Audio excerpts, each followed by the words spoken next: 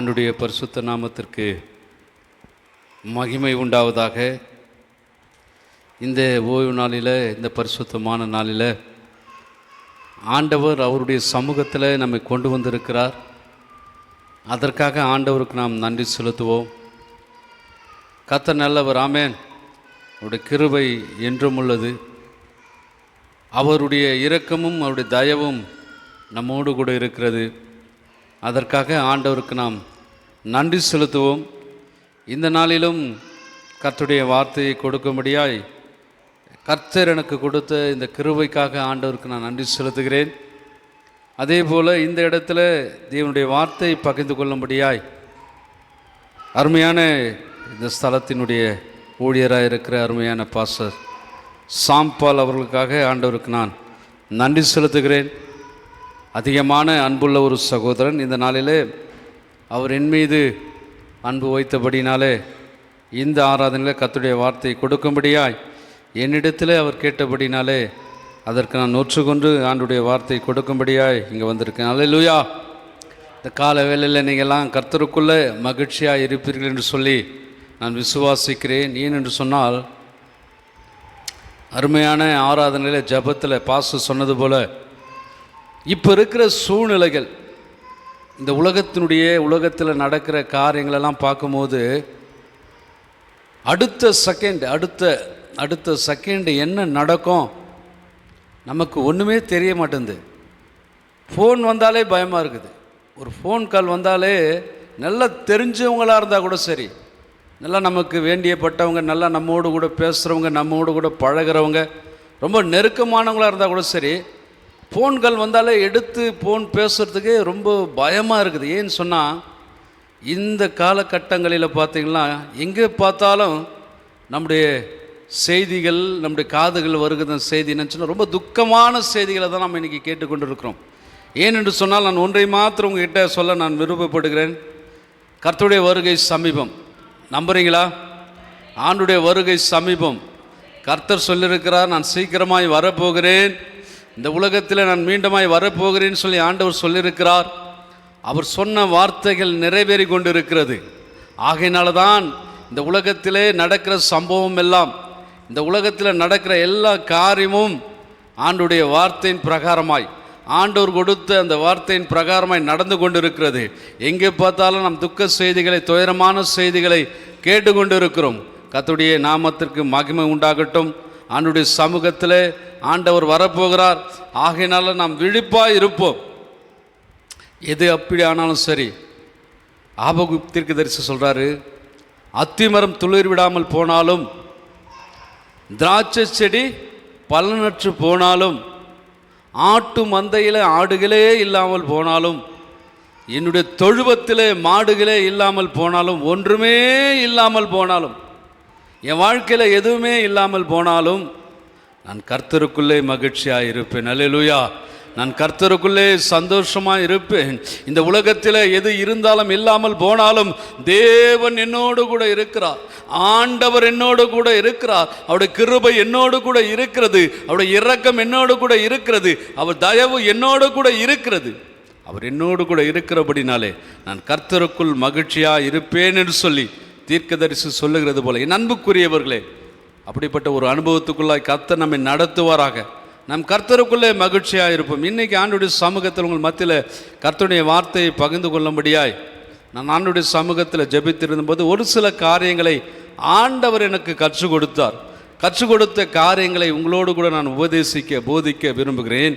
என்னவென்று சொன்னால், இந்த உலகத்தில் நம்ம வாழ்கிற வாழ்க்கையில், நாம் போகிற பாதைகளில், நாம் இருக்கிற இடங்களில், எல்லா இடங்களிலும் நம்ம சுற்றி இருக்கிற மக்கள் மத்தியில், சுற்றி இருக்கிற ஜனங்கள் மத்தியில், சுற்றி இருக்கிற உறவுகள் மத்தியில் நாம் பேசும்போது, பழகும்போது, நம்முடைய எல்லா நிலைமைகளிலும் நடக்கிற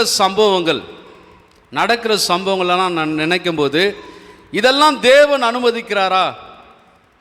நம்முடைய வாழ்க்கையில் இன்றைக்கி நடக்கிற சம்பவம், இன்றைக்கி காலையில் தூங்கி ஏஞ்சி இந்த ஆராதனைக்கு வந்திருப்போம். இந்த ஆராதனைக்கு வருகிற நேரம் வரையுமா நம்மளோட வாழ்க்கையில் நடக்கிற சம்பவம் எல்லாம் தேவன் அனுமதித்ததா, தேவன் கொடுத்ததா, என்று சொல்லி நாம் பார்க்கும்போது உண்மைதான். எல்லாவற்றையும் தேவன் என்ன பண்ணுறாரு? அனுமதிக்கிறார். தேவன் தான் எல்லாத்தையும் என்ன பண்ணுறாரு? கொடுக்கிறாரு. நம்முடைய வாழ்க்கையில் நடக்கிற சம்பவம் எல்லாம் தேவன் தான் அனுமதிக்கிறார். தேவனுடைய அனுமதி தான் எல்லாம் நடக்கிறது. அப்படி நடக்கும்போது அது நன்மையானதாலும் சரி தீமையானதாலும் சரி கர்த்தர் கொடுத்தாரா, கர்த்தர் கொடுத்தாரா அப்படின்னு யோசிக்கணும். இந்த காரியெல்லாம் நமக்கு கர்த்தர் அனுமதிக்கிறாரா அப்படின்னு சொல்லி நம்ம யோசிக்கணும். நம்ம வேதத்தில் வாசிக்கிறோம், தேவன் பாருங்கள் நம்முடைய வாழ்க்கையில் எப்பவுமே தீமையை கொடுப்பது இல்லை. ஒன்று மாத்திரம் புரிஞ்சுக்க, நம்ம சொல்லிடுறோம். யோபு பக்தன் கூட சொல்கிறார், என்ன சொல்கிறாருன்னா, கர்த்தர் கொடுத்தார், கர்த்தர் எடுத்தார், கர்த்தருடைய நாமத்துக்கு ஸ்தோத்திரம். அவர் சொல்லிட்டாரு, ஆண்டவர் மேலே இருக்கிற விசுவாசத்தில் அவர் சொல்லிட்டாரு, கர்த்தர் தான் கொடுத்தாரு, கர்த்தர் தான் எடுத்தார்னு அவர் சொல்லிட்டாரு. ஆனால் நடக்கிற சம்பவத்தை யோபு புஸ்தகத்தில் வாசித்தீங்கன்னு சொன்னால், 1வது அதிகாரத்தில் யோபுவின் புஸ்தகத்தில் நம்ம வாசிக்கும் போது யோபு ஐயாவுக்கு பாருங்கள் திரளான ஆஸ்தியை ஆண்டவர் கொடுத்திருந்தார். ஆடுகளை கொடுத்திருந்தார், மாடுகளை கொடுத்திருந்தார், செல்வத்தை கொடுத்திருந்தார், 10 பிள்ளைகளை கொடுத்திருந்தார், நல்ல வீடுகளை கொடுத்திருந்தார், ஆஸ்திகளை கொடுத்திருந்தார், எல்லாத்தையும் கர்த்தர் கொடுத்தார். அல்லேலூயா. யோபு செல்வ சீமானாய் வாழ்ந்தார், சிறப்பாய் வாழ்ந்தார். அது மாத்திரமல்ல, தேவ பக்தி உள்ள மனுஷனாய் இருந்தார். தினமும் தேவனுடைய சமூகத்தில் ஜபம் செய்கிற மனிதனாய் இருந்தார். தினமும் தேவனுடைய சமூகத்தில் தன்னுடைய பிள்ளைகளுக்காக பாவ அறிக்கை செய்து ஜெபிக்கிற ஒரு மனுஷனாய் இருந்தார். இதெல்லாம் கர்த்தர் கொடுத்த ஆசீர்வாதம். இதெல்லாம் ஆடுகள் கர்த்தர் கொடுத்த ஆசீர்வாதம், மாடுகள் கர்த்தர் கொடுத்த ஆசீர்வாதம், நிலங்கள் கர்த்தர் கொடுத்த ஆசீர்வாதம், செல்வங்கள் கர்த்தர் கொடுத்த ஆசீர்வாதம், பிள்ளைகள் கர்த்தர் கொடுத்த ஆசீர்வாதம். வேதம் சொல்லுகிறதுலாம் கர்ப்பத்தின் கனி அவரால் கிடைக்கும் பலன், பிள்ளைகள் கர்த்தரால் வரும் ஈவு. இது உண்மை. கர்த்தர் கொடுக்கிற ஆசீர்வாதம் நமக்கு எல்லாம் கர்த்தர் ஆசீர்வாதங்கள் கொடுத்து கொண்டே இருக்கிறார். அல்லேலூயா. ஆனால் யோபுடைய வாழ்க்கையில் வியாதி வருகிறது. ஆடுகளெல்லாம் அழிஞ்சு போகுது, மாடுகளெல்லாம் அழிஞ்சு போகுது, பிள்ளைகளெல்லாம் செத்து போகிறாங்க. இது தேவன் கொடுத்ததா? இது தேவன் கொடுத்ததா? இல்லை. ஆனால் தேவனுடைய அனுமதியோடு நடக்கிறது. அல்லேலூயா. தேவனுடைய அனுமதியோடு நடக்கிறது. கர்த்தருடைய பிள்ளைகளுக்கு வருகிற தீமைகள் எல்லாம் ஒன்று மாத்திரம் நம்ம புரிஞ்சுக்கணும், வருகிற தீமைகள் எல்லாம் கர்த்தருடைய அனுமதியோடு வருகிறது. ஆனால் கர்த்தர் கொடுக்க மாட்டார். என் பிள்ளை, நான் நேசிக்கிற பிள்ளை, எனக்கு 2 பிள்ளைங்க இருக்கிறாங்க, அந்த 2 பிள்ளைகளுக்கு நான் தீமை செய்ய நினைப்பேனா? நினைக்க மாட்டேன். தீமை செய்ய நினைக்கவே மாட்டேன். பரம தகப்பன் கூட அவருடைய பிள்ளைகளாகி நமக்கு எப்பவுமே நன்மையை செய்யணும்னு தான் அவர் நினைக்கிறாரு. என் பிள்ளைகளாம் எப்பவுமே ஆசீர்வாதமாக இருக்கணும், செல்வமாக இருக்கணும், செழிப்பாக இருக்கணும், சுகமாக இருக்கணும், பலனாக இருக்கணும், அப்படி தான் ஆண்டவர் நினைக்கிறார்.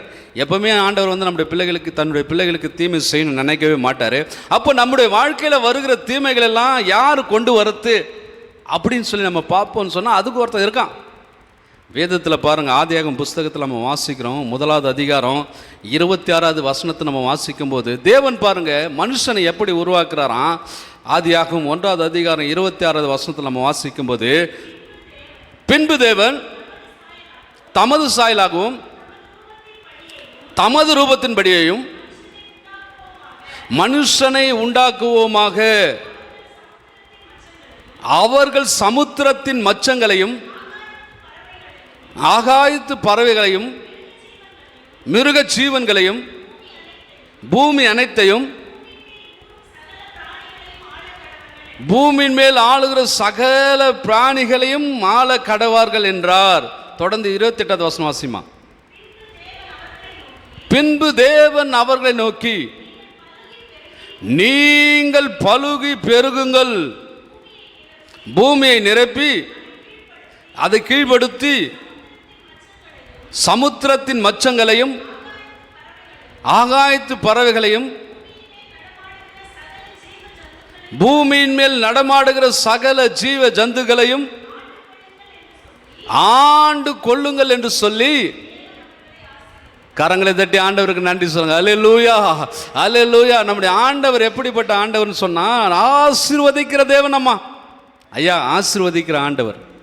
உன்னையும் என்னையும் படைத்த ஆண்டவர் இந்த உலகத்தில் எப்படி நம்ம படைச்சிருக்கிறான்னு சொன்னால், நம்ம ஒரு நாளும் ஒருபோதும் தேவனை நம்ம கண்டதே கிடையாது, தேவனை பார்த்ததே கிடையாது, ஒருவரும் தேவனை கண்டதே கிடையாது. ஆனால் வேதம் சொல்லுகிறது, நம்மெல்லாம் தேவ சாயலில் சிருஷ்டிக்கப்பட்டிருக்கிறோம், தேவனுடைய ரூபத்தில் சிருஷ்டிக்கப்பட்டிருக்கிறோம். நம்ம அப்போ யாருடைய சாயலில் இருக்கோன்னா தேவனுடைய சாயலில், தேவனுடைய ரூபத்தில் நாம் இருக்கிறோம். அப்போ நம்மை போல தான் கடவுளும் இருப்பார். அல்லேலூயா. அதனால தான் சொல்கிறாரு, உங்களுடைய இருதயம் தேவன் தங்குகிற ஆலயமாக இருக்கிறது. அப்போ நமக்குள்ள ஆண்டவர் இருக்கிறாரு. அவருடைய சாயலை ஆண்டவர் என்ன பண்ணுறாரு, நமக்கு கொடுத்துருக்கிறாரு. அவருடைய ரூபத்தை நமக்கு கொடுத்துருக்கிறாரு. அவருடைய ஆளுகையை நமக்கு கொடுத்துருக்கிறாரு. அவருடைய அதிகாரத்தை கொடுத்துருக்கிறாரு. எல்லாவற்றையும் கர்த்தர் நமக்கு கொடுத்துருக்கிறார். நன்மையான ஈவுகள் எங்கேருந்து வருதான்? ஆண்டவர்கிட்ட இருந்து வருதான். நம்முடைய ஆண்டவர் எப்பவுமே நான் முதல்ல சொன்னது போல தீமை செய்கிற தேவன் அல்ல. நம் வாசித்த வசனத்தின் பிரகாரமாய் ஆண்டவர் நம்ம என்ன பண்ணுறாராம், ஆசீர்வதிக்கிறாராம். எப்படி ஆசீர்வதிக்கிறாராம்? நீங்கள் பலுகி பெருகுங்க, குன்றி போகாதீங்க, குறுகி போகாதீங்க. நீங்கள் பெருகணும், நீங்கள் வளரணும், நீங்கள் உயரணும், நீங்கள் மேன்மை அடையணும். இதுதான் கர்த்தர் விரும்புகிறார். இன்றைக்கு இந்த காலவேளை கேட்டுக்கொண்டிருக்கேன் அன்பு சகோதரனே, என் அன்பு சகோதரியே, அருமையானவர்களே, ஆண்டவருடைய கரம் ஆசீர்வதிக்கிற கரம். மனுஷன் பாருங்க, ஆசீர்வதிக்கிற மாதிரி தான் பேசுவான், ஆசீர்வதிக்கிற மாதிரி தான் பேசுவான். அதில் ஆசீர்வாதம் இருக்காது. நம்ம முன்னே போக விட்டு பின்னாடி ஒரு மாதிரியாக பேசக்கூடியவன் மனுஷனுடைய வார்த்தைகள். ஆனால் தேவனுடைய வார்த்தைகள் பாருங்கள், சொல்கிற வார்த்தைகள் அப்படியே நிறைவேறும். சொல்கிற வார்த்தையெல்லாம் அப்படியே நம்முடைய வாழ்க்கையில் நடந்து தீரும், அப்படியே நிறைவேறும். ஆகையினால தான் கர்த்தர் நம்மை ஆசீர்வதிக்கிற தேவனாக எப்பொழுதும் இருக்கிறார். என்னாகமத்தில் வாசிக்கிற 24வது அதிகாரம் 1வது வசனத்தில் நம்ம என்ன வாசிக்கிறோன்னா, இஸ்ரவேலை ஆசீர்வதிப்பதே, ஆமாம், உன்னையும் என்னையும் ஆசீர்வதிப்பது தான் கர்த்தருக்கு பிரியம். அல்லேலூயா. இந்த காலை வேளையில் ஆண்டவர் நமக்கு கொடுக்குற ஆசீர்வாதம் என்ன என்று சொன்னால், நம்மை ஆசீர்வதிக்க அவர் விரும்புகிறார். நம்முடைய வேலையை ஆசீர்வதிக்க விரும்புகிறாரு, நம்முடைய குடும்பத்தை ஆசீர்வதிக்க விரும்புகிறாரு, நம்முடைய பிள்ளைகளை ஆசீர்வதிக்க விரும்புகிறாரு. நமக்கு உண்டான எல்லாத்தையும் ஆண்டவர் என்ன பண்ணுறார், ஆசீர்வதிக்க தான் விரும்புகிறார், ஆசீர்வதிக்க தான் விரும்புகிறார். நீயும் நானும் ஆசீர்வாதமாக தான் இருக்கணும், நீயும் நானும் சமாதானமாக தான் இருக்கணும். இதை தான் கர்த்தர் விரும்புகிறார். ஆனால் நம்முடைய வாழ்க்கையில் சில நேரங்களில், சில சமயங்களில் தேவையில்லாத உபத்திரவங்கள், தேவையில்லாத தொல்லைகள், தேவையில்லாத கஷ்டங்கள், தேவையில்லாத பாடுகள் வருகிறது. இது எப்படி வருகிறது அப்படின்னு சொன்னால், இது தேவனுடைய அனுமதியோடு தான் நம்ம வருது. ஆனால் தேவன் நம்மளை கைவிட மாட்டார். இதை மனசில் வச்சுங்க.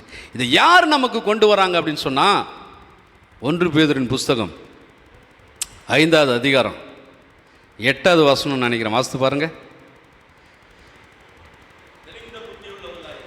தெளிந்த புத்தி உள்ளவர்களாயிருங்கள், விழித்திருங்கள், ஏனெனில் உங்கள் எதிராளியாகிய பிசாசானவன் கெர்ச்சிக்கிற சிங்கம் போல எவனை விழுங்கலாமோ என்று வகை தேடி சுற்றி திரிகிறான். அல்லேலூயா. முதல்ல ஒரு காரியத்தை சொல்லியிருக்கிறேன். ஆண்டவர் நம்முடைய சிரசின் மீது எதை வச்சிருக்கிறாரு? ஆசீர்வாதத்தை வச்சிருக்கிறாரு. நமக்குள்ள நன்மையை வச்சிருக்கிறாரு. நமக்குள்ள தேவ அபிஷேகத்தை வச்சிருக்கிறாரு. தேவன் தம்முடைய வாக்கு தத்தத்தை நம்ம மேலே வச்சிருக்கிறாரு. அவருடைய ரூபத்தை நமக்கு கொடுத்துருக்கிறார். அவருடைய சாயலை நமக்கு கொடுத்துருக்கிறாரு. நீயும் நானும் கர்த்தருடைய பிள்ளைகளாக இந்த உலகத்தில் வாழ்ந்து கொண்டு இருக்கிறோம். இந்த உலகத்தில் கர்த்தருடைய பிள்ளைகளாக வாழ்கிற நமக்கு சந்தோஷத்தின் சமாதானத்தை தேவன் ஒவ்வொரு நாளும் கொடுத்து கொண்டே இருக்கிறார். ஆனால் நாம் சமாதானமாக வாழ்வதோ, சந்தோஷமாக இருப்பதோ, ஆசீர்வாதமாக இருப்பதோ யாருக்கு பிடிக்காது? சாத்தானுக்கு பிடிக்கவே பிடிக்காது. சாத்தானுக்கு பிடிக்கவே பிடிக்காது. வேதம் சொல்லுகிறது, உங்கள் எதிராளியாக பிசாசானவன் கெர்ச்சிக்கிற சிங்கம் போல, ஆமாம், யாரை விழுங்கலாமோ என்று வகை தேடி என்ன பண்ணுறான், சுற்றி திரிந்து கொண்டு இருக்கிறான். அல்லேலூயா. இன்னைக்கு கர்த்தருடைய பிள்ளைகளே, தெய்வ வார்த்தை நம்மோடு கூட பேசிக்கொண்டு, தெய்வ வார்த்தை நம்மோடு கூட இடைபெற்று கொண்டு இருக்கிறது. கடந்த நாட்களில் எங்களுடைய குடும்பத்தில் ஒரு பெரிய இழப்பு, எதிர்பார்க்க முடியாத ஒரு இழப்பு. ஆண்டவர் இந்த மாதத்தில் நல்ல ஒரு வாக்குத்தத்தத்தை எனக்கு கொடுத்தார். அவனுடைய சமூகத்தில் காத்திருந்து ஜெபித்த போது மீகா தீர்க்கதரிசன புஸ்தகம் 7ஆம் அதிகாரம் 15வது வசனத்தை ஆண்டவர் எனக்கு கொடுத்தாரு. உன்னை அதிசயங்களை காண பண்ணுவேன் என்று சொல்லி ஆண்டவர் வாக்கு கொடுத்தாரு. அந்த வார்த்தையை ஆண்டவர் எனக்கு கொடுத்தார். அதை நான் நம்பினேன், அதை விசுவாசித்தேன். ஆண்டவருடைய சமூகத்தில் ஜெபித்தேன். கர்த்தாவே, நீ கொடுத்த வார்த்தைக்காய் ஸ்தோத்திரம், நீ கொடுத்த வாக்கு தத்தத்துக்காய் ஸ்தோத்திரம் என்று சொல்லி ஜெபித்து கொண்டிருந்தேன். 6ஆம் தேதி பாருங்கள், காலையில் ஒரு ஃபோன் வருது எனக்கு. காலையில் 6:30 மணிக்கு ஃபோன் வருது. என்ன ஃபோன் அப்படின்னு சொன்னால், எங்கள் அண்ணனுடைய பையன் ஃபோன் பண்ணி அழறான், அழுதுகிட்டே இருக்கிறான்.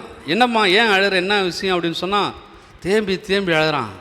சித்தப்பா, அம்மா இறந்துட்டாங்க, அம்மா இறந்துட்டாங்க. என்னால் நம்பவே முடியல. எப்படி இந்த சம்பவம் நடந்தது? நேற்று இரவு கூட நல்லா பேசிட்டுருந்தாங்க. நேற்று இரவு கூட நல்லா பேசிட்டுருந்தாங்க. எங்களோடு கூட பேசுகிறாங்க, இருக்கிற சொந்தங்களோடு பேசுனாங்க, இருக்கிற எல்லாரும் கூட பேசுனாங்க. இதை நம்பவே முடியல. ஆனால் அவர் பாருங்கள், அப்படி ஒரு மரணத்தை எங்களுடைய குடும்பத்தில் அவர் என்ன பண்ணுறாரு? அனுமதித்திருக்கிறாரு. அப்போ பாருங்கள், அப்போ அந்த தம்பி என்கிட்ட கேட்குறான், எல்லாம் அடக்காரனால எல்லாம் பாஸ்ட் வந்தாங்க, எல்லாம் முடிஞ்சிடுச்சு. அவங்க என்கிட்ட கேட்குறான், சித்துப்பா ஏன் அம்மா மறிக்கணும்? ஏன் அம்மா மறிக்கணும்? எதுக்கு அம்மா மறிக்கணும் அப்படின்னு சொல்லி என்கிட்ட கேட்குறான். அவன் கேட்குற வார்த்தை சரியான வார்த்தை, நியாயமான வார்த்தை. ஏன் எங்கள் அம்மா மறிக்கணும்? வேதம் சொல்லுகிறதே, மனுஷனுடைய வாழ்நாட்கள் 70 வருஷம் சொல்லுகிறதே, பலத்தின் மிகுதினால் 80 வருஷம் சொல்லுகிறதே. அப்படி இருக்கும்போது எங்கள் அம்மா எப்படி மறிக்கலாம் அப்படின்னு சொல்லி என்கிட்ட கேட்குறான். கேட்கும்போது அவங்ககிட்ட சொல்கிறேன், தம்பி, எல்லாத்தையும் ஆண்டவர் ஒரு காலத்தில் நிர்ணயம் பண்ணியிருக்கிறாரு, எல்லாத்தையும் வச்சிருக்கிறாரு. அதனுடைய சித்தத்தின்படி திட்டத்தின்படி தான் ஆண்டவர் நடத்துவார். ஆண்டவர் நடத்தி கொண்டு தான் போவார். எதை செய்தாலும்,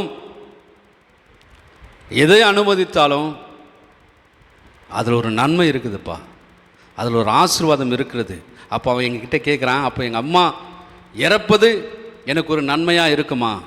எங்கள் அம்மா எங்களை விட்டு போவது எங்களுக்கு ஒரு நன்மையாக இருக்குமா அப்படின்னு சொல்லி அவன் என்கிட்ட கேட்குறான். அது எங்களுக்கு ஒரு ஆசீர்வாதமாக இருக்குமா? நான் ஆண்டவர்கிட்ட ஜெபம் பண்ணின்னு சொன்னேன், கர்த்தருக்கு சித்தமானால் அது நிமித்தமாக ஒரு நன்மையை கர்த்தர் கொடுத்தாலும் கொடுப்பார். அவனுக்கு ஒரே ஒரு காரியத்தை சொன்னேன், இந்த காரியம் தேவனுடைய அனுமதியில் நடந்திருக்கலாம், ஆனாலும் ஏதோ ஒரு விதத்தில் நாம் என்ன பண்ணிட்டோம்? ஏமாந்து போயிட்டோம். ஏதோ ஒரு இடத்துல ஏமாந்து போயிட்டோம். அந்த ஏமாந்து போன நேரத்தை யார் பயன்படுத்துகிறான்? பிசாசு பயன்படுத்தி நம்ம துக்கத்தின் பாதையில், துயரத்தின் பாதையில், வருத்தத்தின் பாதையில், கண்ணீரின் பாதையில் நடத்துகிறான். அவன் வகை தேடி கொண்டு இருக்கிறான், யாரை விழுங்கலான்னு சொல்லி வகை தேடி கொண்டு இருக்கிறான். அவன் வகை தேடுவதற்கு நம்ம இடம் கொடுக்கும்போது அவன் என்ன பண்ணிடுறான்? அதை டக்குன்னு பயன்படுத்திடுறான். நமக்கே தெரியாது எந்த இடத்துல அவன் நம்மை விழ பண்ணுவான், எந்த இடத்துல நம்மை தள்ளுவான் அப்படின்னு சொல்லி நமக்கே தெரியாது. நம்ம என்ன நினைப்போன்னா, ஆண்டவர் நம்மோடு கூட இருக்கிறார் அப்படின்னு சொல்லிட்டு நம்ம நடந்து போயிட்டே இருப்போம், நல்லது தான். அதே நேரத்தில் ஆண்டவர் நம்ம எப்படி வாட்ச் பண்ணுறாரோ அதே மாதிரி பிசாசும் நம்ம பார்த்துட்டே இருக்கிறான். எல்லாத்தையும் அவன் பார்த்துட்டே இருக்கிறான். நம்முடைய காரியங்கள் எல்லாம் அவனுக்கு தெரியும். எந்த காரியத்தில் நம்ம வீக் ஆயிடுறோமோ, எந்த காரியத்தில் நம்ம பலவீனமாய் போயிடுறோமோ, எந்த காரியத்தில் நம்ம சோர்ந்து போகிறோமோ, உடனே அதை வச்சு என்ன பண்ணிவிடுவான்? நம்ம பிடிச்சிடுவான். ஆகையினால தான் வேதம் சொல்லுகிறது, உங்கள் எதிராகிய பிசாசானவன் எவனை விழுங்கலாம் என்றோ வகை தேடி சுற்றி திரிந்து கொண்டிருக்கிறான்.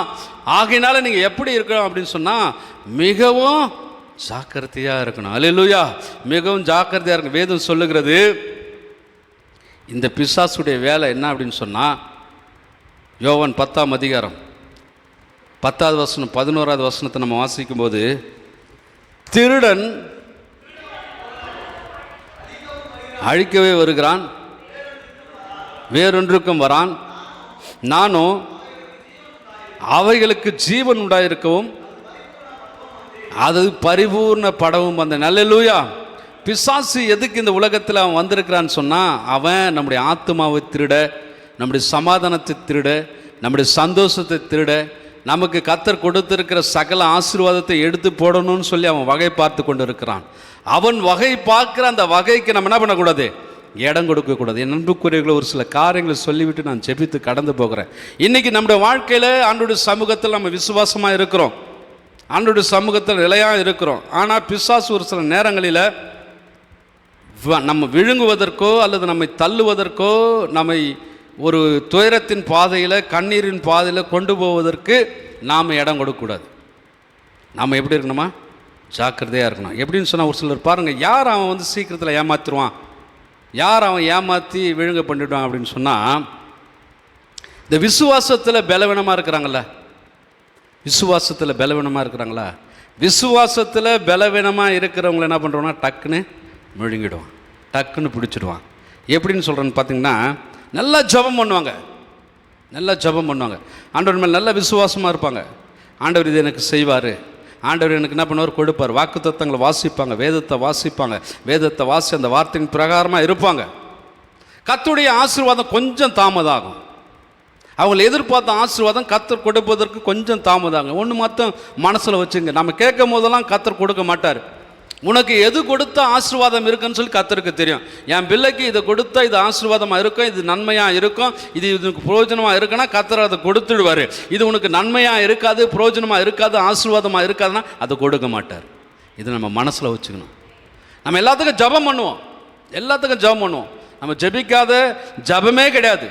போகும்போது ஜெபம் பண்ணுவோம், வரும்போது ஜெபம் பண்ணுவோம், எல்லா நேரத்திலும் ஜெபம் பண்ணுவோம், விசுவாசமாக இருப்போம், கர்த்தர் செய்வார்னு சொல்லி. ஒரு சில நேரத்தில் ஆண்டவர் மேலே விசுவாசமாக இருந்து ஜெபம் பண்ணுவோம்.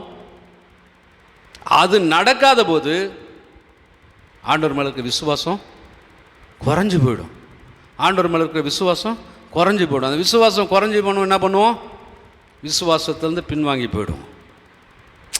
தேவன் அவர் செய்ய மாட்டார், இதெல்லாம் அவரால் செய்ய முடியாது, இதெல்லாம் அவரால் செய்ய முடியும். நான் எவ்வளோ நாள் காத்திருந்துட்டேன், அவரால் செய்யலை.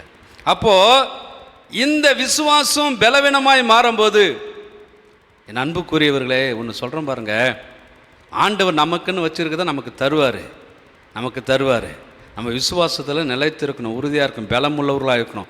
விசுவாசத்தில் கொஞ்சம் பலவீனமாய் மாறும்போது, கொஞ்சம் பலவீனப்படும் போது, அந்த நேரத்தில் பாருங்கள் பிசாசு என்ன பண்ணுறானா, நம்மை தள்ளுவதற்கு, நம்மை விழ பண்ணுவதற்கு, நம்முடைய சிந்தையை சிதறடிப்பதற்கு அவன் ரெடியாக நம்ம பக்கத்திலே இருக்கிறான். இன்றைக்கி இந்த வார்த்தை உங்களுக்கு எப்படி புரியுதுன்னு தெரியல, அனுபவிச்சதுனால சொல்கிறேன். பிசாசு பாருங்கள் ஏதாகலும் ஒரு ரூபத்தில் நமக்கு தொல்லை கொடுத்துட்டே இருப்பான். நினச்சி கூட பார்க்க மாட்டோம், இவங்க மூலமாக நமக்கு தொல்லை வருமா நினச்சே பார்க்க மாட்டோம். அவங்க நமக்கு கஷ்டத்தை கொடுத்துருப்பாங்க, இவரா நமக்கு இந்த கஷ்டத்தை கொடுத்தார் அப்படின்னு கூட யோசிப்போம். அவங்க சொல்கிற வார்த்தையெல்லாம் கேட்கும் போது பாருங்கள் நம்ம மனசு அப்படியே உடையும். அந்த அளவுக்கு என்ன பண்ணுவாங்க, வார்த்தைகளை சொல்லுவாங்க. அந்த அளவுக்கு நம்மளை என்ன பண்ணுவாங்க, கடினமான ஒரு பாதைக்குள்ளே கொண்டு போகக்கூடிய காரியங்கள் இருக்கும். அதெல்லாம் இருந்தால் கூட ஆண்டவர் மேலே இருக்கிற விசுவாசம் என்ன பண்ணக்கூடாது, குறைவே கூடாது.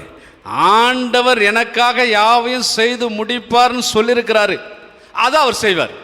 அல்லேலூயா. அது எப்படிப்பட்ட சூழ்நிலை ஆனாலும், அது எப்படிப்பட்ட நிலைமைகள் ஆனாலும் அவர் என்ன பண்ணுவார், எனக்கு அதை செய்வார். அதுதான் விசுவாசம், எனக்கு கொடுப்பார். பாருங்க, ஆபிரகாமே ஆண்டவர் அழைச்சார். எத்தனை வயசில் அழைச்சார்னா 75 வயசில் அழைச்சார். அழைக்கும் போது சொன்னார், ஆதியாகமம் 12ஆம் அதிகாரத்தில் 1வது வசனத்தை நம்ம வாசிக்கிறோம். ஆபிரகாம் அழைத்து, நான் உன்னை ஆசீர்வதித்து உன்னை பெரிய ஜாதியை என்ன பண்ணுவேன், மாற்றுவேன். உன்னை ஆசீர்வதித்து உன் பேரை பெருமைப்படுத்துவேன். பூமியில் உள்ள வம்சங்களெல்லாம் உனக்குள்ளே ஆசீர்வதிக்கப்படும். நீ யாரை ஆசீர்வதிக்கிறியோ அவங்க ஆசீர்வாதமாக இருப்பாங்க. நீ யாரை சபிக்கிற அவங்கள என்ன பண்ணுவாங்க, சபிக்கப்பட்டு இருப்பாங்க.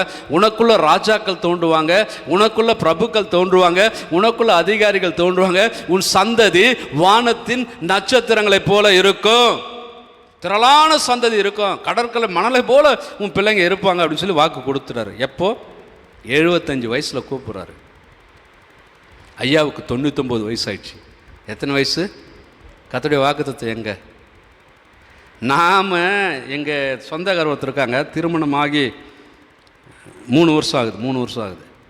எனக்கு திருமணமாகி 4 வருஷம் கழித்து தான் குழந்தை பிறந்தது. எனக்கு கல்யாணம் ஆகி 4 வருஷம் கழித்து தான். அந்த 4 வருஷத்துக்குள்ளே பாருங்கள், ஏதாவது ஒரு ஃபங்க்ஷனுக்கு போகிறோன்னு வச்சுக்கோங்க. ஒன்று எப்படின்னா, நாம் நல்லா இருப்போம், நாங்கள் 2 பேரும் கர்த்தருக்குள்ளே சந்தோஷமாக அங்கே போகிறோம் பாருங்கள். போகும்போது அவங்க கேட்பாங்க பாருங்கள், என்ன குழந்தை எதுவும் இல்லையா அப்படின்னு கேட்பாங்க.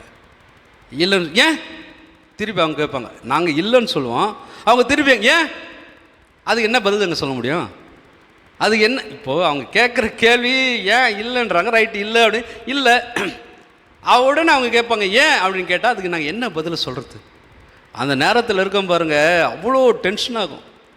அவங்க கேட்குற கேள்வி. அதே மாதிரி தான் ஒரு பாப்பா என்கிட்ட வந்து சொல்லுது, கல்யாணம் ஆகி 3 வருஷம் ஆகிடுச்சு, இன்னும் ஆண்டவர் குழந்தையே தரல, எனக்கு அவர் தருவாரா மாட்டாரா, என் விசுவாசம் கொஞ்சம் கொஞ்சமாக குறைஞ்சி போகுது. அப்போ பாருங்கள், ஆபிரகாமை அழைக்கும் போது 75 வயசில் அழைத்து அவருக்கு வாக்கு தத்துவத்தை கொடுத்து உன்னை ஆசீர்வதிப்புன்னு சொன்னார். இப்போ 99 வயசு ஆயிடுச்சு, இன்னும் அவர் கொடுத்த வாக்கு தத்துவம் நிறைவேறலையா? அப்போ அந்த மனுஷன் என்ன சொல்லியிருக்கலாம், அட போங்கய்யா, உங்கள் வார்த்தையை நம்பி 24 வருஷம் வீணாக போச்சு. 24 வருஷம் வீணாக போச்சு. அவருக்கு வயசு இப்போது 100 ஆக போகுது. அவர் சொல்லியிருக்கலாம், 100 வயசில் எனக்கு எங்கேருந்து குழந்தை பிறக்க போகுது, என் மனைவியும் கிழவி ஆகிட்டா, எப்போ எங்களுக்கு குழந்தை பிறக்க போகுதுன்னு அவர் சொல்லி. ஆனால் சொல்லலைங்க, சொல்லலை. அந்த 100 வயசுலையும் ஆண்டவர் மேலே விசுவாசம் வச்சு சொல்கிறாரு, கர்த்தர் வாக்குத்தத்தம் பண்ணினவர் உண்மையுள்ளவர், வாக்குத்தத்தம் பண்ணினவர் உண்மையுள்ளவர், அதை அவர் நிறைவேற்ற வல்லவராக இருக்கிறார், அதை நிறைவேற்றி முடிப்பார். எனக்கு என்ன சொல்லியிருக்கிறாரோ அதை அவர் என்ன பண்ணுவார், நிறைவேற்றுவார். என் வாழ்க்கையில் என்ன வாக்கு தத்தத்தை அவர் கொடுத்திருக்கிறாரோ, என் அன்புக்குரிய சகோதரனே சகோதரியே, கர்த்தர் வாழ்க்கையில் உனக்கு என்ன வாக்கு கொடுத்திருக்கிறாரு, என்ன வார்த்தையை கொடுத்திருக்கிறாரு, அந்த வார்த்தையை நீ நம்பு, அந்த வார்த்தையை விசுவாசி. கர்த்தர் உனக்கு அதை செய்து முடிப்பார். உனக்காக வாசலை திறக்குகிற தேவன், உனக்காக மலைகளை பிளக்கிற தேவன், உனக்காக யாவையும் செய்து முடிக்கிற தேவன் அவர். அதிசயங்களை செய்கிற தேவன் அம்மா. விசுவாசத்தில் உறுதியாக இருங்க. ஒரு பழைய பாட்டு கூட எனக்கு தெரிஞ்ச பாட்டு தான். வழி திறக்கம் அதிசயம் நடந்திடுமே, செங்கடலும் பிளந்தே வழிவிடுமே, வழி திறக்கம் அதிசயம் நடந்திடுமே, செங்கடலும் பிளந்தே வழிவிடுமே, தடைகள் எல்லாம் தகந்தே போகுமே, இடர்கள் எல்லாம் இன்றே மறைந்திடுமே, தடைகள் எல்லாம் தகந்தே போகுமே, இடர்கள் எல்லாம் இன்றே மறைந்திடுமே, உன்னை அதிசயம் காண செய்வே, நீ அற்புதம் கண்டிடுவாய், உன்னை அதிசயம் காண செய்வே, நீ அற்புதம் கண்டிடுவாய் என்று வாக்களித்தா தேவன் இன்று நிறைவேற்ற வந்து விட்டார், என்று வாக்களித்தா தேவன் இன்று நிறைவேற்ற வந்து விட்டார், உன்னை அதிசயம் காண செய்வே, நீ அற்புதம் கண்டிடுவாய், உன்னை அதிசயம் காண செய்வே, நீ அற்புதம் கண்டிடுவாய். ஹல்லேலூயா. இதுதான் விசுவாசம், இதுதான் விசுவாசம். அதிசயங்களை காண பண்ணுவேன்னு சொல்லியிருக்கிறாரு, அதிசயங்களை காண பண்ணுவார். நிச்சயமாக நம்முடைய வாழ்க்கையில் அதிசயம் நடக்கும், அதிசயம் நடக்கும். ஆண்டவர் மேலே விசுவாசமாக இருக்கணும். கொஞ்சம் தாமதமாகும், கொஞ்சம் தாமதமாகும். தாமதமானாலும் அதுக்கு என்ன பண்ணுக்கணும், காத்திருக்கும்போது கர்த்தர் ஒரு நிறைவான ஆசீர்வாதத்தை தருவார். ஆனால் அந்த விசுவாசம் பலவீனமாய் மாறி போச்சுன்னா பிசாசு நம்மளை என்ன பண்ணிடுவான், தள்ளிடுவான். அதனால் ஆண்டோடைய சமூகத்தில் என்னுடைய விசுவாசம் பலன் அடையணும், பலன் அடையணும். சீசர்கள் ஆண்டவரை பார்த்து கேட்டாங்க, ஆண்டவரே என்னுடைய அவிசுவாசம் நீங்கபடி உதவி செய்யுங்கன்னு சொல்லி. நாம் கூட ஆண்டவர்கிட்ட கேட்கணும், ஆண்டவரே ஒரு சில நேரங்களில் எனக்கு அவிசுவாசம் வரும் என்று சொன்னார். அந்த அவிசுவாசம் என்னை விட்டு என்ன பண்ணணும், நீங்கி போகணும். நான் விசுவாசத்தில் வல்லவனாக இருக்கணும் அப்படின்னு சொல்லி ஆண்டவர்கிட்ட ஜெபம் பண்ணுங்க. முதலாவது ஒரு காரியம், நீங்கள் விசுவாசத்தில் வல்லவராக இருங்க, விசுவாசத்தில் வல்லவர்களாக இருங்க. கர்த்தர் கொடுப்பார், கர்த்தர் கொடுப்பார். யோபா தான் சொன்னார், எல்லாத்தையும் ஆண்டவர் கொடுத்தாரு, எல்லாத்தையும் தேவன் கொடுத்தாரு, தேவன் தான் எல்லாத்தையும் எடுத்தார். ஆகையினால் அவர் என்ன சொல்கிறார், கர்த்தர் கொடுத்தாரு, கர்த்தர் எடுத்தார், கர்த்தருடைய நாமத்துக்கு ஸ்தோத்திரம், அல்லேலூயா, அவருக்கு ஸ்தோத்திரம், அல்லேலூயா. அதுதான் விசுவாசம், அதுதான் நம்பிக்கை. முதலாவது நம்முடைய வாழ்க்கையில் நம்ம ஜெயிப்பதற்கு, பிசாசை வெல்வதற்கு, பிசாசோடு போராடி அவனை மேற்கொள்வதற்கு விசுவாசம் ரொம்ப முக்கியமாக இருக்குது. நம்முடைய விசுவாசத்தில் நாம் பலமுள்ளவர்களாக இருக்கணும். ரெண்டாவது ஒரு காரியம் என்ன அப்படின்னு சொன்னால், இந்த பிசாசு பாருங்கள், எப்போ நம்ம விழுங்குவான், எப்போ நம்மளை கீழே தள்ளுவான் அப்படின்னு பார்த்தா, நாம் ஜெபிக்க மறக்கும்போது. எத்தனை பேருக்கு அந்த அனுபவம் இருக்குதுன்னு தெரியல. நம்மளாம் நினைக்கிறோம் ஆண்டவர் நம்முடைய ஜபத்தெல்லாம் கேட்குறது கிடையாது, நாம் ஏதோ அப்படி ஜபம் பண்ணுறோம், அவருக்கு நம்ம ஜபத்தை கேட்குறாரா அப்படின்னு சொல்லி நமக்கு ஒரு சில நேரத்தில் நமக்கே சந்தேகம் வந்துடும். நிறைய பேருக்கு அந்த சந்தேகம் வரும். அந்த நேரத்தில் என்ன பண்ணுவாங்க, ஜபத்தை கூட விட்டுடுவாங்க, ஜபம் பண்ண மாட்டாங்க. ஆனால் நம்ம ஜபிக்கிற ஜபம் பவர்ஃபுல் ஜபம், வல்லமையுள்ள ஜபம். நம்முடைய ஜபத்துக்கு ஆண்டவர் கிரியை செய்கிறாருன்னு சொல்லி உனக்கு தெரியாது, எனக்கு தெரியாது, நமக்கு தெரியாது. ஆனால் ஒருத்தனுக்கு தெரியும். யாருக்கு தெரியுமா? பிசாசுக்கு தெரியுங்க. நம்முடைய ஜபத்துக்கு ஆண்டவர் பதில் கொடுக்கிறாருன்னு சொல்லி பிசாசுக்கு தெரியும். அப்போது நம்முடைய வாழ்க்கையில் நம்ம இரவும் பகலும் தேவனுடைய சமூகத்தில் ஜெபிக்கும் போது, தேவனுடைய சமூகத்தில் காத்திருந்து ஜெபிக்கும் போது, இடைவிடாமல் ஜெபிக்கும் போது, விழித்திருந்து ஜெபிக்கும் போது, உபவாசித்து ஜெபிக்கும் போது, ஆண்டவருடைய சமூகத்தில் பாதத்தில் காத்திருந்து ஜெபிக்கும் போது, ஆண்டவர் நமக்கு செய்கிற அதிசயங்கள் அற்புதங்கள் ஏராளம் ஏராளம் நம்ம நன்மையின் பாதையில் அவர் என்ன பண்ணுறார், நடத்துகிறார். ஒரு சில நேரங்களில் நம்ம ஜபத்தை தவற விடும்போது பாருங்கள், நம்ம எப்போ ஜெபிக்காது இருக்கிறோமோ, எப்போ ஜபத்தை மறக்கிறோமோ, அப்போ நம்மளோட வாழ்க்கையில் சோதனைகள் வருங்க. இதை எத்தனை பேர் அனுபவிச்சுருக்கீங்க? என் வாழ்க்கையில் அனுபவிச்சுருக்கிறேன். தினமும் ஜெபிச்சுக்கிட்டே இருப்பேன், தினமும் ஜெபிச்சுட்டே இருப்பேன். ஒரு சில காரியங்களுக்கு தினமும் ஜெபிச்சுட்டே இருப்பேன். அந்த காரியங்களுக்கு நான் ஜெபிக்க மறந்துட்டேன் அப்படின்னு சொன்னால், எந்த காரியத்துக்காக ஜெபிக்க மறந்தேனோ அந்த காரியத்தில் சோதனை எழும்போம். அல்லேலூயா! அந்த காரியத்தில் சோதனை எழும்போம். ஒரு காரியத்தை சொல்கிறேன் பாருங்கள், இந்த ஜபத்தினுடைய வல்லமை. எங்கள் பாஸ்டர்ஸ் ஃபெலோஷிப் இருக்குது, அருமையான ஐயாவுக்கு தெரியும். இந்த பாஸ்டர்ஸ் ஃபெலோஷிப்பில் பார்த்தீங்கன்னா எல்லாம் ஊழியக்காரங்க தான், எல்லாம் ஊழியம் செய்கிறவங்க தான், விசுவாசிகளை ஊழியம் செய்கிறவங்க தான்.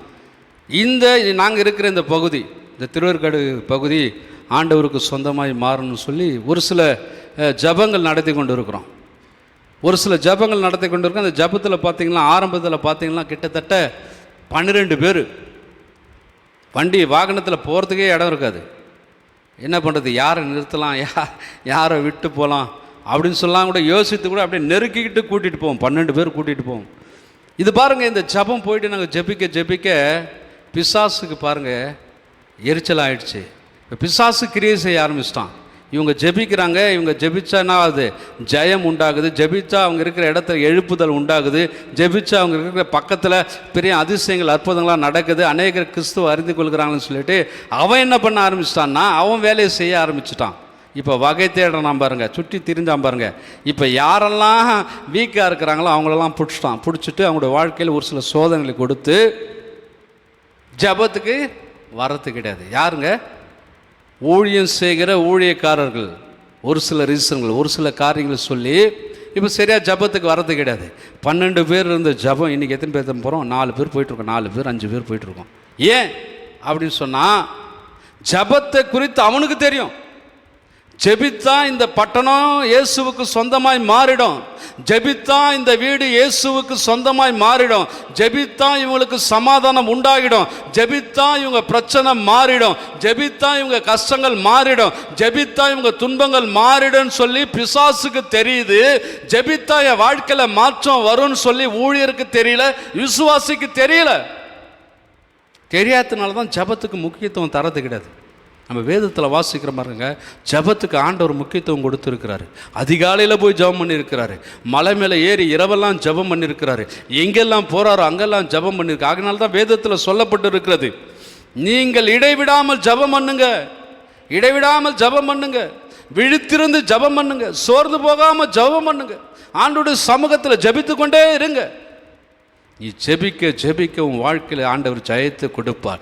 எப்போது நீ ஜபத்தை மறக்கிறாயோ, எப்போதும் வாழ்க்கையில் ஜபம் குறைகிறதோ, அந்த நேரத்தில் பிசாசும் வாழ்க்கையில் கிரியை செய்ய ஆரம்பித்துடுவான். என் அன்புக்குரிய சகோதரனே சகோதரி, கர்த்தர் உன்னோடு கூட பேசுகிறார். இந்த நாளில் உன்னுடைய வாழ்க்கை, ஜப வாழ்க்கை எப்படிப்பட்டதா இருக்கிறது? உன்னுடைய ஜப வாழ்க்கை ஆண்டவருடைய சமூகத்தில் எப்படிப்பட்டதா இருக்கிறது? தேவனோடு நீ ஒவ்வொரு நாளும் எத்தனை மணி நேரம் பேசி கொண்டிருக்கிறாய்? ஜபம் என்பது ஆண்டவரோடு கூட பேசுகிற ஒரு நேரம். ஜபம் என்பது ஆண்டவரோடு கூட உறவாடுகிற ஒரு நேரம். ஒவ்வொரு நாளும் நீ ஆண்டவர்கிட்ட எவ்வளோ நேரம் பேசுகிற? ஒவ்வொரு நாளும் ஆண்டவர்கிட்ட எவ்வளோ நாளும் உறவாடுற? ஒரு சிலலாம் தூங்கி எழுந்து அப்படியே போயிட்டே இருப்பாங்க. படுக்க போகும்போதும் ஜபம் கிடையாது, எழுந்துக்கும் போதும் ஜபம் கிடையாது, சாப்பிடும் போதும் ஜபம் கிடையாது. நான் எப்பவுமே சாப்பிடும் போது ஜபம் பண்ணிட்டு தான் சாப்பிடுவேன். நான் ஜபம் பண்ணிவிட்டு சாப்பிட்றேன்னா இல்லையான்னு சொல்லிட்டு என் பொண்ணு என்னை வாட்ச் பண்ணிகிட்டே இருப்பாள். ஆமாங்க, பண்ணிகிட்டே இருப்பா. சப்போஸ் அவள் எங்கேயாவது போயிட்டு நான் ஜபம் பண்ணிவிட்டு சாப்பிட்டேன்னு வச்சிங்களேன், ஜபம் பண்ணியா கேட்பா, ஜபம் பண்ணியா? இல்லைம்மா ஜபம் பண்ணிட்டேன். இல்லை பண்ணு. அவள் எதில் ஜபம் பண்ணணும், மறுபடியும் ஜபம் பண்ணுவேன். அப்போது நம்ம ஜபம் பண்ணுறோமா இல்லையான்னு சொல்லிட்டு எல்லாரும் நம்ம பார்த்துட்டே தான் இருக்கிறாங்க. இன்றைக்கி நம்முடைய சமூகத்தில், ஆண்டோடைய சமூகத்தில் நான் சொல்லுகிற ஒரு காரியம் என்னன்னு சொன்னால், நீ ஜபிக்க ஜபிக்க ஜபிக்க உன் குடும்பத்தில் இருக்கிற எல்லாரும் ஜபிக்க ஆரம்பிப்பாங்க. நீ ஜெபிக்க ஜெபிக்க ஜெபிக்க சுற்றி இருக்கிற எல்லாரும் ஜெபிக்க ஆரம்பிக்க. நீ ஜெபிக்க ஜெபிக்க ஜெபிக்க உன்னுடைய பக்கத்தில் உன்னுடைய அக்கத்தில் நீ இருக்கிற இடத்துல எல்லா இடத்திலும் ஆண்டவர் ஜெயத்தை கொடுத்து உன்னுடைய வாழ்க்கையில் ஒரு பெரிய மாற்றத்தை கொடுத்து நீ இருக்கிற இடத்துல மாற்றத்தை கொடுத்து உன்னை உயர்த்த வல்லவராக இருக்கிறார். ஜெபிக்கும்போது ஜெபத்தை மறக்கும் போது உன் எதிராகிய பிசாசானவன் எவனை விழுங்கலாமோ என்று சொல்லி கெர்ச்சிக்கிற சிங்கத்தை போல வகை தேடி சுற்றி கொண்டிருக்கிறான். என் அன்புக்குரியவர்களை, இந்த கால வேளையில் கர்த்தர் உன்னோடு கூட பேசி கொண்டிருக்கிறார். ஒரு வேளை உன் வாழ்க்கையில் ஜப ஜீவியம் குறைந்திருக்கலாம். நீ ஜெபிக்கிற நேரம் குறைந்திருக்கலாம். நீ ஆரம்ப காலத்தில் விசுவாசமாக இருந்தபோது இரவெல்லாம் ஜெபித்து இருக்கலாம், பகலெல்லாம் ஜெபித்து இருக்கலாம், எப்போதெல்லாம் நேரம் கிடைக்குதோ அப்போதெல்லாம் ஜெபித்து இருக்கலாம். இன்னைக்கு அந்த ஜப நேரம் வாழ்க்கையில் குறைவுபட்டு இருக்கும் என்று சொன்னால் கர்த்தர் நம்மோடு கூட பேசுகிறார். நம் ஜப நேரத்தை கூட்டும்போது ஜப நேரத்தை அதிகப்படுத்தும் போது ஆண்டோடைய சமூகத்தில் இடைவிடாமல் ஜபிக்கும் போது, ஆண்டோடைய சமூகத்தில் விழித்திருந்து ஜபிக்கும் போது, ஆண்டோடைய சமூகத்தில் சோர்ந்து போகாமல் ஜபிக்கும் போது நம்முடைய வாழ்க்கையில் ஜெயம் உண்டாகும், நம்முடைய வாழ்க்கையில் அதிசயங்கள் உண்டாகும், நம்முடைய வாழ்க்கையில் அற்புதங்கள் நடக்கும். ஆமென், அல்லேலூயா. விசுவாசத்தில் வல்லவர்களாக இருக்கணும். பிசாசை எதிர்க்கணும். பிசாசு நம்ம எதிர்க்க வரான், அவனை நம்ம எதிர்க்கணும்னு சொன்னான். என்னோடய வாழ்க்கையில் முதலாவது காரியம் விசுவாசத்தில் வல்லவர்களாக இருக்கணும். ரெண்டாவது ஜபத்தில் உறுதியாக இருக்கணும், ஜபத்தில் விழிப்பாக இருக்கணும், இடைவிடாமல் ஆண்டோடைய சமூகத்தில் ஜெபிக்கிறவர்களாக இருக்கணும். ஜெபிக்கிறவர்களாக மாத்திரமல்ல, இன்னும் ஒரே ஒரு காரியத்தை மாத்திரம் சொல்லிட்டு நேரம் கடந்து முடிக்கிறேன். வேதத்தை நேசித்து வாசிக்கிறவர்களாக இருக்கணும். இன்றைக்கி நிறைய பேர் விசுவாசமாக இருப்பாங்க, ஜபம் கூட பண்ணிவிடுவாங்க, ஆனால் வேதத்தை வாசிக்க மாட்டாங்க. நிறைய பேர் வேதத்தை வாசிக்க மாட்டாங்க, வேதம் வாசிப்பதற்கு நேரம் இல்லை அப்படின்னு சொல்லிடுவாங்க.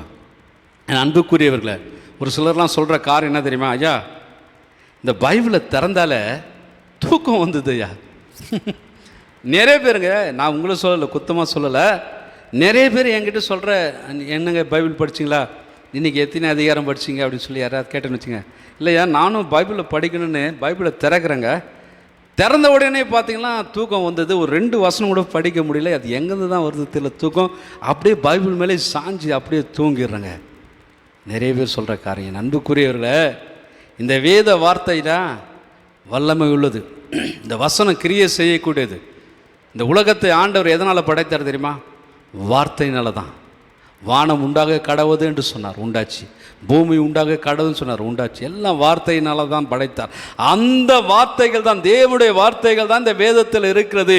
இந்த வார்த்தைகளை நீ வாசிக்கும் போது, இந்த வார்த்தைகள் உனக்குள்ள கிரியை செய்யும் போது, இந்த வார்த்தைகள் உனக்குள்ள அது வேறு ஊன்றும் போது, இந்த வார்த்தைகள் உனக்குள்ள இருக்கும்போது யாராலும் உன்னை மேற்கொள்ள முடியாது. அல்லேலூயா.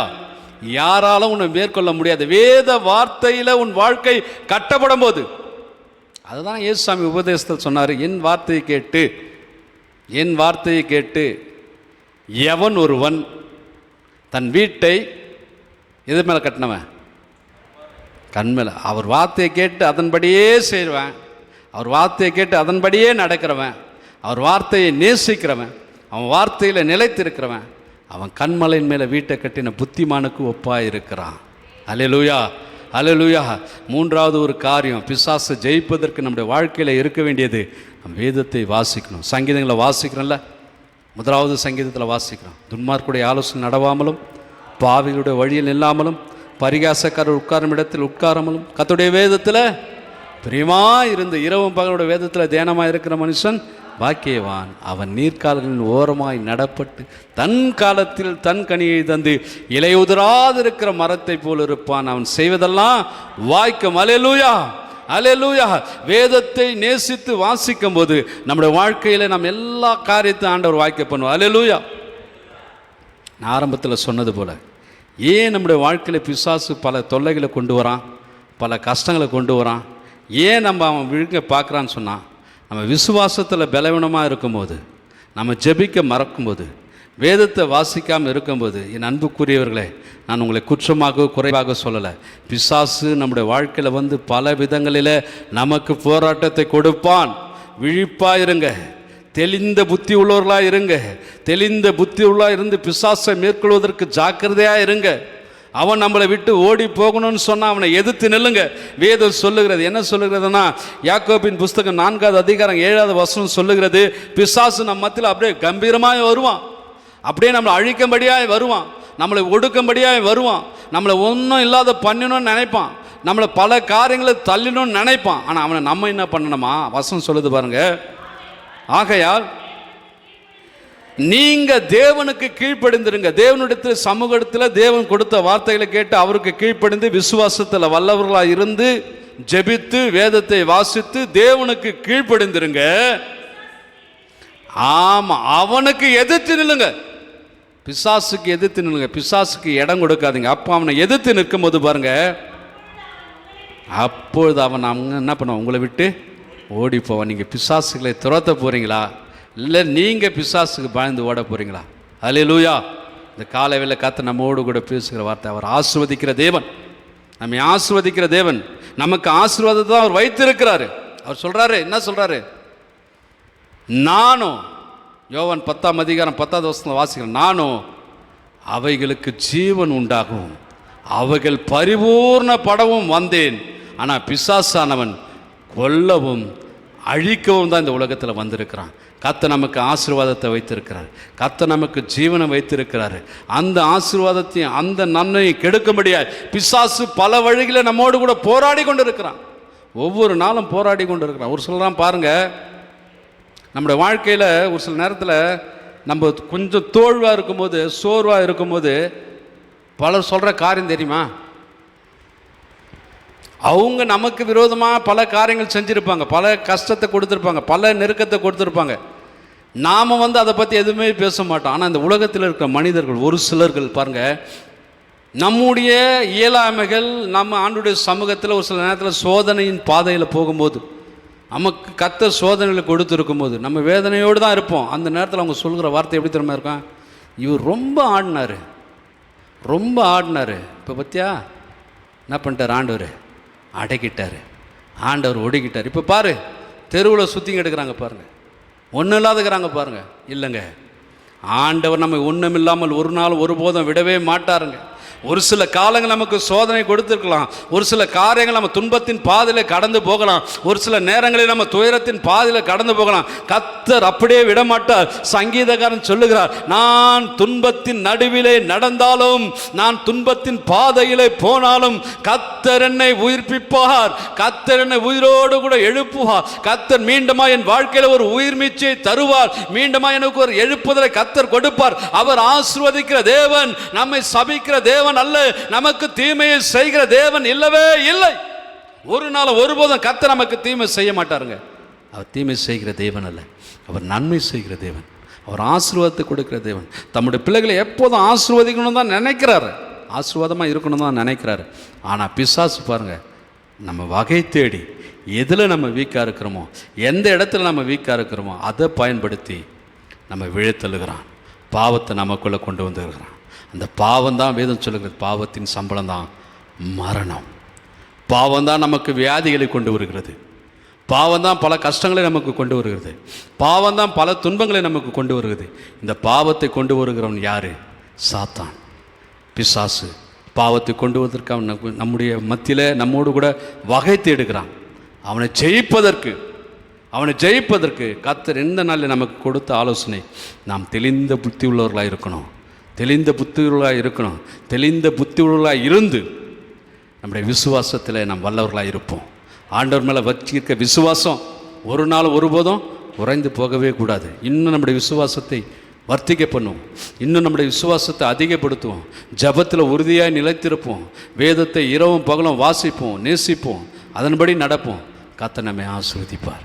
இன்னைக்கு கர்த்தர் நம்மை ஆசீர்வதிப்பதே அவருக்கு பிரியமாக இருக்கிறது. அன்று சமூகத்தில் ஒப்பு கொடுப்போம். அப்படியே இருக்கிற இடங்களில் கண்கள் மூடி ஆண்டவரை நோக்கி நம்ம செபிப்போமா?